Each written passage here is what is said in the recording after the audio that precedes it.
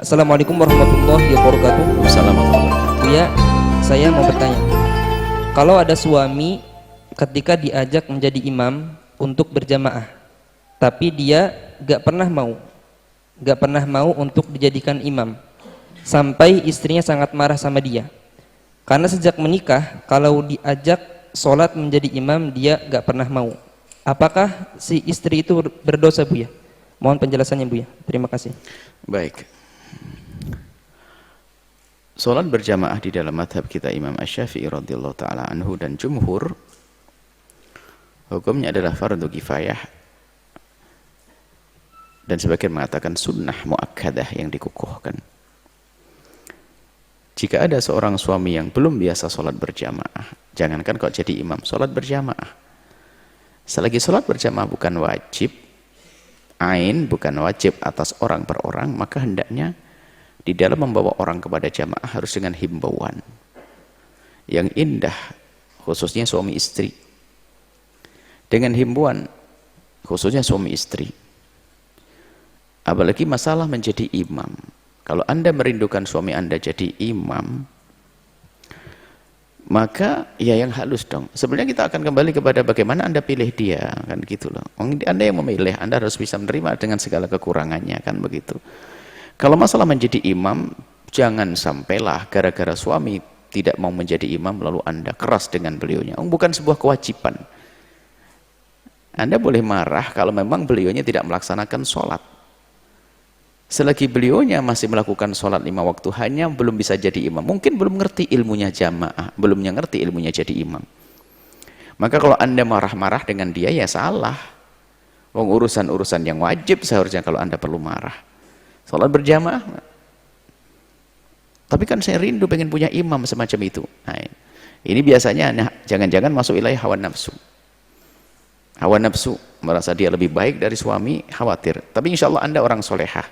Tapi kerinduan Anda untuk menjadikan suami Anda orang ahli ibadah, menjadi imam itu baik, sah-sah saja. Tapi jangan ditumpangi dengan marah. Karena suami Anda tidak melakukan keharaman kok. Kenapa harus marah-marah? Tetap dengan imbauan yang benar. Bahkan mungkin Anda harus cari tahu yang halus, yang lembut. Apakah karena dia tidak bisa menjadi imam? Mau jadi imam begitu saja kok nggak mau, imam istrinya. Mungkin dia tidak ngerti jadinya. Tidak punya ilmu. Nah, kemudian kadang kalau ingin memberitahu suami, jangan secara langsung Anda. Orang lain yang bawa suami Anda ke majelis ilmu. Sering menghadiri majelis ilmu, tambah ilmu, nanti akan ada kesadaran nanti. Tiba-tiba berani jadi imam. Kan aneh sekali, cuma jadi imam saja, dia juga sholat kok nggak mau. Ini ada apa? Atau punya penyakit was-was, nah gitu. Nah kalau begitu nanti ini selesaikan. Maka jangan buru-buru marah dulu. Maka tidak perlu Anda sampai marah dulu. Apalagi ini menghimbau kemuliaan. Sebab buahnya adalah kalau sudah amarah Anda hadirkan tidak enak di dianya, tidak enak di Anda. Anda sholat pun masih nggak khusyuk. Kenapa? Ingat pengen jadi makmumnya suaminya, tapi suaminya nggak mau. Ya kan? Akhirnya perilaku Anda akan berubah kepada suami Anda. Di sisi lain, wahai para suami, hibur istrimu yang hanya di rumah itu. Jangan sampai Anda rajin-rajin berjamaah di masjid, akan tapi istrinya tidak diberi kesempatan. Hanya suruh melahirkan sama menanak nasi. Ini kan kasihan betul. Beri kesempatan istrimu agar merasakan nikmatnya sholat berjamaah. Di dalam madhab kita Imam Syafi'i, bahkan jumhur ulama, dihimbau kalau kita itu menolong orang lain untuk berjamaah biarpun kita sudah berjamaah. Anda sholat berjamaah di masjid, akan tapi saat kembali ke rumah tolong istrimu agar bisa berjamaah. Kamu jadi imam untuk istrimu berjamaah. Atau sebelum pergi ke masjid, sholat dulu dengan istri agar istri merasakan berjamaah di rumah, kemudian Anda pergi ke masjid. Karena keutamaan yang sungguh Anda di masjid seorang laki-laki.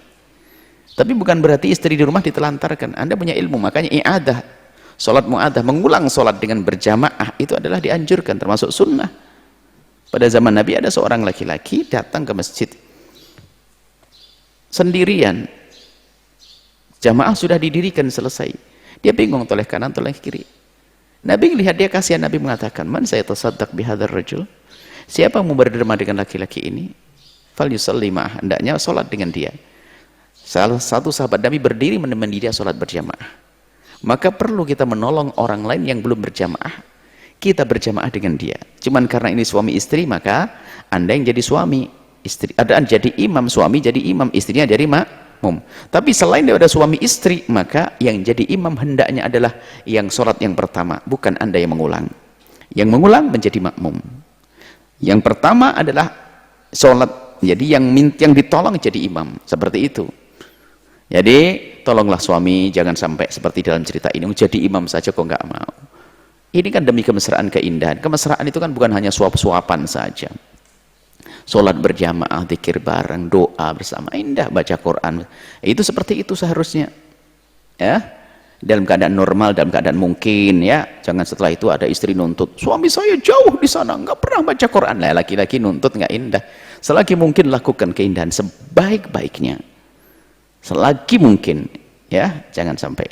Tapi ingat, selagi itu bukan sebuah kewajiban, jangan sampai dengan amarah. Itu himbauan agar berjamaah, agar menjadi imam buat Anda. Ini kan himbauan kebaikan, tapi kalau sudah Anda tumpangi dengan amarah, akan jadi tidak indah semuanya. Wallahu a'lam bishawab.